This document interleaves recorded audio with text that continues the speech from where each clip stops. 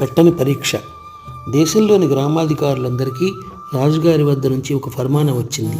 అదేమిటంటే ప్రతి గ్రామాధికారి తన గ్రామంలో ఉండే విశిష్ట వ్యక్తుల పేర్లు, వివరాలు రహస్యంగా రాజుగారి దివాణానికి అందజేయాలి.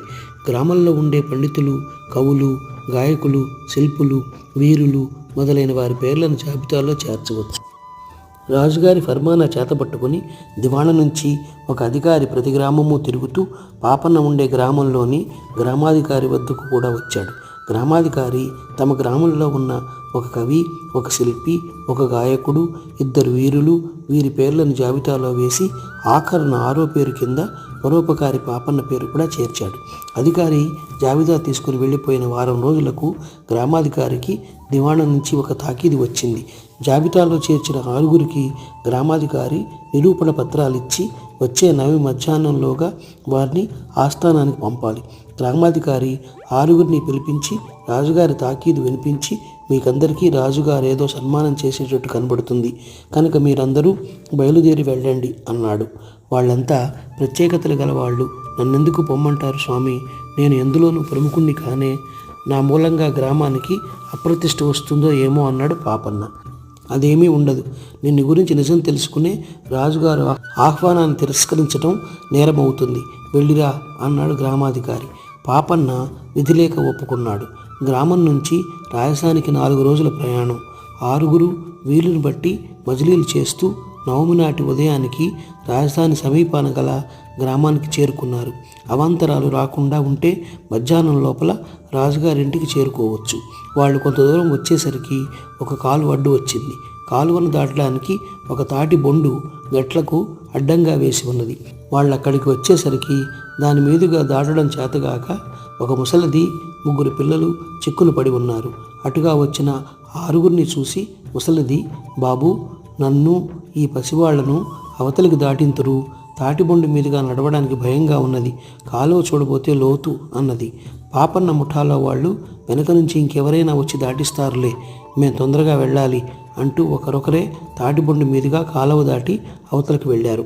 ఒక పాపన్న మటుకు యువతలే ఉండిపోయి, నిన్ను నీ పిల్లలను నేను దాటిస్తాలే, భయపడకు అన్నాడు. కాస్త ఆలోచించిన మీదట అది కూడా అంత తేలిక పని కాదని పాపన్నకు తోచింది. ముసలిది మరీ వృద్ధులు, పిల్లలు మరీ చిన్నవాళ్ళు. ఆ తాటిబొండు మీదుగా ఆ ముసలిదాన్ని, ఆ పసిపిల్లలను చేయి పట్టి నడిపించడం అంత తేలిక పని కాదు. మధ్యదారిలో వాళ్ళు తనను కూడా నీటిలో పడేయవచ్చు. తాను స్వయంగా ఒకరిద్దరిని నడిపించి ప్రయోజనమేమిటి? పట్టుతాడు ఏర్పాటు చేస్తే ప్రతి ఒక్కరూ దాని సహాయంతో తాటిబొండు మీదుగా దాటగలుగుతారు.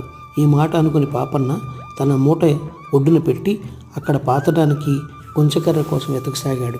అప్పటికే అవతలి ఒడ్డుకు చేరిన 5గురు, పాపన్న రావేం, ఇంకా ఏం చేస్తున్నావు అక్కడ, పొద్దెక్కిపోతున్నది అని కేకలు పెట్టారు.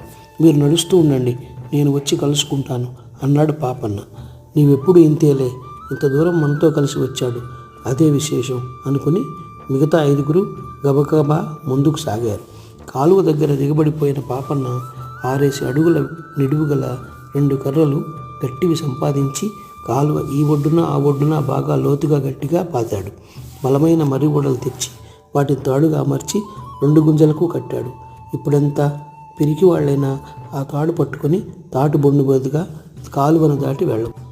పరికరాలేవి లేని కారణం చేత ఈ పని పూర్తి కావడానికి 2-3 గడియలు పట్టింది. ముసలిది, దాని మనుమలు చివరికి కాలువ దాటారు. బతికించావు బాబు, ఇంక మేము దివాణానికి నిశ్చింతగా పోవచ్చు అన్నది ముసలిది. మీరు రాజుగారింటికి పోతున్నారు అన్నాడు పాపన్న ఆశ్చర్యంగా.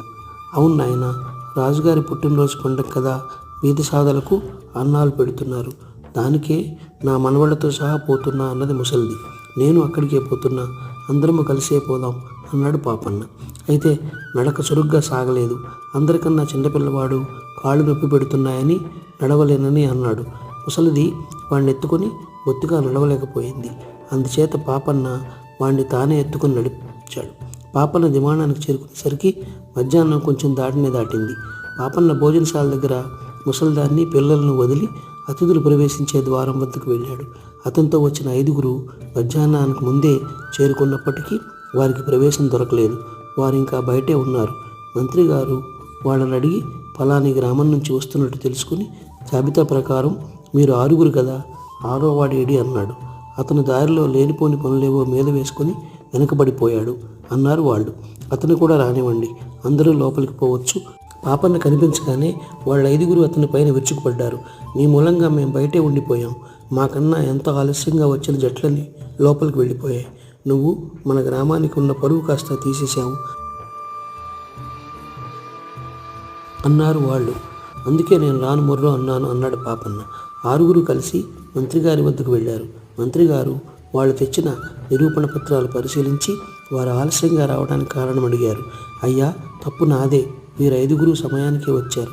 ఇక్కడికి 1 మైలు దూరాన కాలువ మీద పట్టుతాడు అమర్చుతూ నేనే ఆలస్యం చేశాను అంటూ పాపన్న తాటి బొండు పైన కాలువ దాటడంలో ముసలి వాళ్లకు పిల్లలకు గల అసౌకర్యం గురించి చెప్పాడు. ముసలి దాన్ని గురించి, దాని మనుమలను గురించి కూడా మంత్రి గారికి చెప్పాడు. అప్పుడు ఆ వంతెన సౌకర్యంగా ఉన్నదా అని మంత్రి అడిగాడు. చిత్తం, చిన్నపిల్లలు కూడా దాటవచ్చునండి అన్నాడు పాపన్న. ఇది మరమ్మత్తు చేయడానికి ఎంతకాలం వృధా అయింది అని ప్రశ్నించాడు మంత్రి. మేము వచ్చి చేరి 3 గడియలైందండి అన్నారు మిగిలిన 5గురు. ఇప్పుడు మధ్యాహ్నం దాటి గడియ అయింది. మీరు 5గురు ఉన్నారు. మీరు కూడా అతనికి సహాయపడి ఉంటే అందరూ మధ్యాహ్నం లోపలే వచ్చి ఉండరు అన్నాడు మంత్రి. ఎవరూ జవాబు ఇవ్వలేదు. సరే, మీరు ముందు వెళ్ళి భోజనాలు చేయండి అన్నాడు మంత్రి. రాజుగారి పుట్టినరోజు ఉత్సవాల సందర్భంలో 3 రోజుల పాటు సదస్సు జరిగింది. వివిధ గ్రామాల నుంచి వచ్చిన ప్రముఖులకు వారి వారి విద్యలలో పరీక్షలు పెట్టి వారి వారి ప్రతిభకు తగ్గట్లుగా బహుమానాలు ఇచ్చారు. తనకు కూడా ఏదో పరీక్ష పెడతారని, తన పని అభాసుపాలవుతుందని పాపన్న భయపడ్డాడు. కానీ అలాంటిదేమీ జరగలేదు. ఆఖరి రోజు పరీక్షలు ముగిశాయి. ఒక్కొక్కరి పేరే చదివి బహుమానాలు పంచసాగారు. పాపన్నకు పరీక్ష జరగలేదు. అందుచేత అతనికేమీ బహుమానం ఉండదని అతని వెంట వచ్చిన వాళ్లను అనుకున్నారు. కానీ రాజుగారు పాపన్నను కూడా బహుమతి ప్రదానానికి పిలిచారు. ఈయన పేరు పాపన్న, పరోపకారి. ఈయనకు పరీక్ష పెట్టలేదు. ఎందుకంటే ఈయన ఇక్కడికి వచ్చే దారిలోనే ఈయన పరీక్ష జరిగిపోయింది. ప్రతిఫలం ఏమీ కోరకుండా తాను నష్టపడి అయినా తోటి మానవులకు ఎల్లప్పుడూ ఉపకారం చేసే పాపన్నకు 10,000 బంగారు కాసులు ప్రత్యేక బహుమానంగా ఇస్తున్నాం అని రాజుగారు నిండు సభలో ప్రకటించారు.